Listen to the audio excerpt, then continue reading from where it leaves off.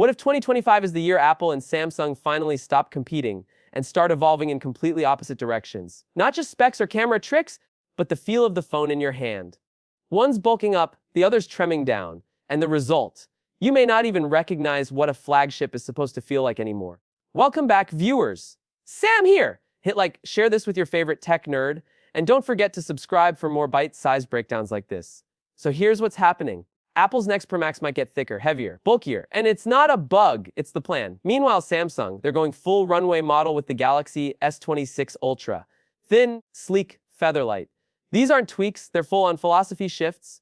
Let's rewind for a sec. This year's iPhone 16 Pro Max and Galaxy S25 Ultra were practically twins in size and weight, barely a few grams apart. But in 2025, forget all that. Leaks are pointing to Apple cranking up the thickness on the iPhone 17 Pro Max to nearly 8.76 mm, a noticeable jump. Samsung, on the other hand, could be shaving the S26 Ultra down to around 7 mm, and that's not just slimmer, it's razor sharp. So why the change? Well, Apple seems to be saying, you want better battery, bigger sensors, and advanced cooling.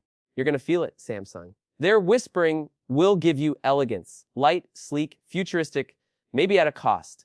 Here's where it gets juicy. Samsung might be ditching the S Pen digitizer altogether to make this new Ultra happen.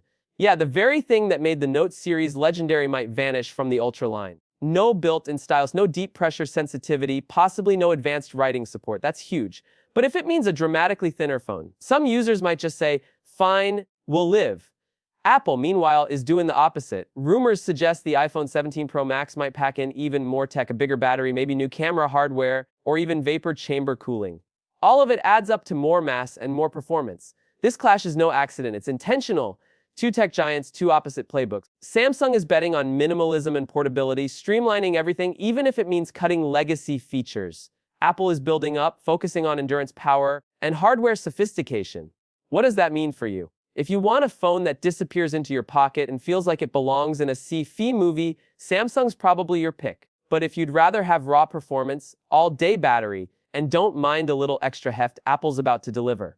Now, this shift in hardware design isn't happening in a vacuum. Case makers, accessory brands, and even MagSafe manufacturers are already reacting to what's coming. Speaking of MagSafe, Apple might be repositioning the entire magnet ring and even moving the logo down to make everything fit better around the new camera bump. That's how deep this redesign goes. Meanwhile, Samsung's rumored design changes also point to a cleaner, more refined look, possibly a symmetrical camera housing, thinner bezels, and a slightly tweaked aspect ratio. Again, less bulk, more beauty.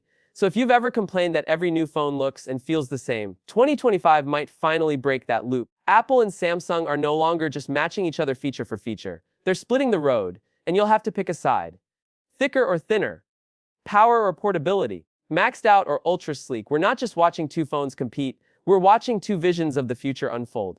And here's the kicker, whichever path wins in 2025, that's the blueprint others will follow. So, whose future are you in? Stick around, because as more leaks and dummy units pop up, I'll break them down right here so you're always one step ahead. Subscribe now, because trust me, you won't want to miss how weird and wonderful this tech rivalry is about to get.